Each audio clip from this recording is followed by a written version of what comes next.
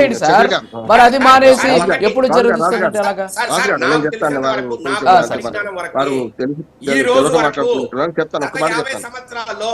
ఒక్క నిమిషం సార్, ఒక్క నిమిషం. విజయశేఖర రెడ్డి గారు, రామ్మోహన్ రావు గారు మాట్లాడతారు. ఒక్క నిమిషం ప్లీజ్.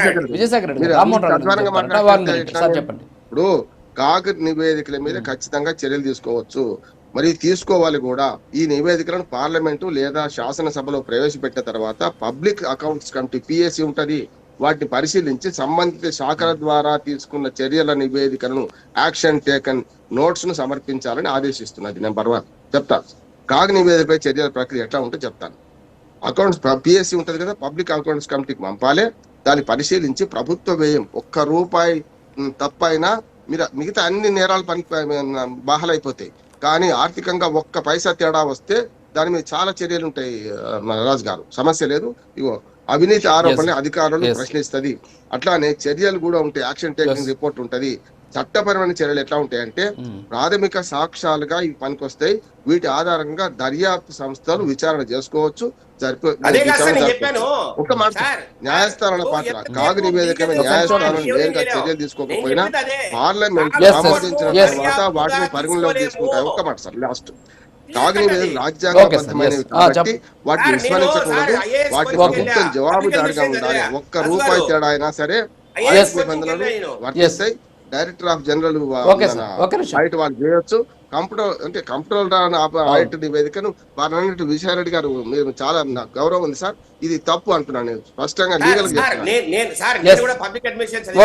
సార్ రాజు గారు ఒక మాట వినాలి. నేను కూడా public administration control auditor general ఇచ్చిన నివేదిక ఏదైతే మనకు ఇప్పుడు ఏదైతే సమస్యలు ఉన్నాయో దాని మీద తీసుకోలేము.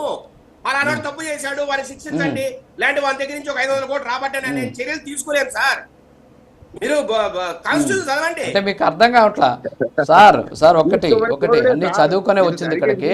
ఒక నిమిషం విజయశేఖర రెడ్డి గారు మీరు చెప్పేది ఎలా ఉందంటే, వాళ్ళకేదో పని బాట లేకుండా పోయి ఒక నివేదిక తయారు చేసి, వాళ్ళు ఏదో 365 రోజులు ఏదో ఒక పని చేయాలి కాబట్టి ఒక నివేదిక తయారు చేసి ఇస్తే చదువుకునే దానికి కాదు కదా ఇచ్చింది. సరే మీరు చెప్పినట్టు కాగ్ ఎందుకుందో చెప్పండి. విజయశేఖర రెడ్డి గారు పబ్లిక్ అడ్మినిస్ట్రేషన్ చదివినటువంటి మీరు కాగ్ వల్ల ఉపయోగం ఏంటి చెప్పండి.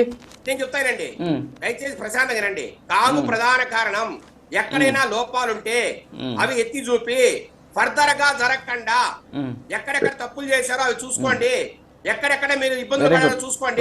దాని మీద జగన్మోహన్ రెడ్డి గారిని కాదు సార్, జగన్మోహన్ రెడ్డి గారిని ఎవరో కాపాడట్లా, మీరే కాపాడుతున్నారు. కాదు సార్, జగన్మోహన్ రెడ్డి గారిని తప్పులు చేసిన వాళ్ళు ఎవరో కాపాడట్లా, మీరే కాపాడుతున్నారు. వెంకటేశ్వర రెడ్డి గారు హ్యాపీగా నవ్వుకుంటున్నారు. మాకు